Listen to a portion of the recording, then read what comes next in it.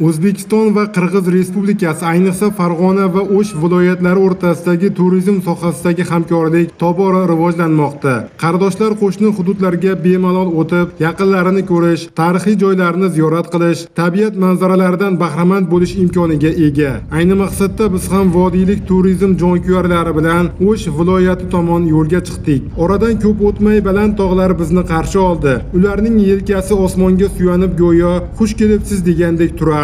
Va nihoyat bizni kutgan manzilga, Oloy tumanidagi turizm maskaniga yetib bordik.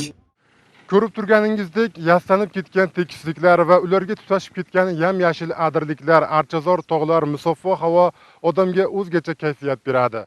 Do'stlik chegara postidan 150 kilometr uzoqlikda joylashgan bu manzilda faqatgina tushlik atrofida yengil kiyim bilan yurish mumkin. Qolgan payt xuddi bizga o'xshab qalinroq kiyinishga to'g'ri keladi. Bu barhavo manzilga tashrifimiz shunchaki sayohat emas, ikki xalqning yuragidan joy olgan madaniyatlar almashinuvi, do'stlik va mehr ko'prigi bo'ldi.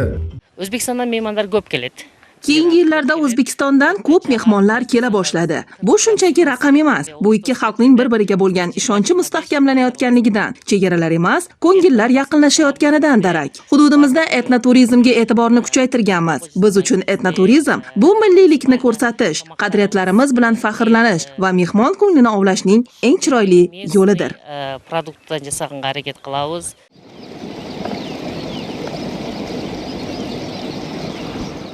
Ertalabki soat 5:30. Oloyda yana bir munavvar tong otdi.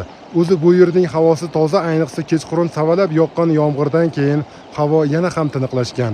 O'ylaymizki, bugungi sayohatimiz ham maroqli va mazmunli o'tadi.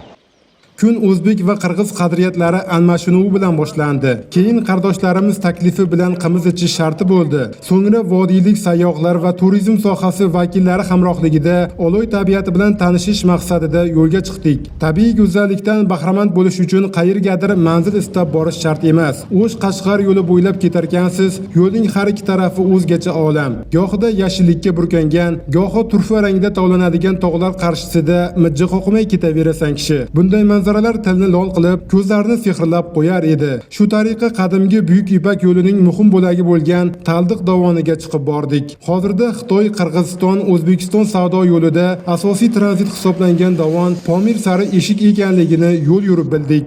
Yo'lda esa otlar suruvi, mol qo'ylar podasi, ahyon-ahyonda podachilarning boshpanasi bo'lgan o'tovlar ko'zga tashlanadi. Va nihoyat Qashqarga olib boruvchi Erkishtom chegara postiga yetmasdan 70 kilometr berida oppoq cho'qqilari bilan Pomir tog'lari ko'rindi. Tog'larga qarab ulug'vorlik his etdik. Pomirda Qirg'iziston va Tojikiston chegarasida joylashgan Markaziy Osiyodagi eng baland cho'qqilardan biri haqida bilib oldik. Shu yerdan sayohatimiz yakun topdi.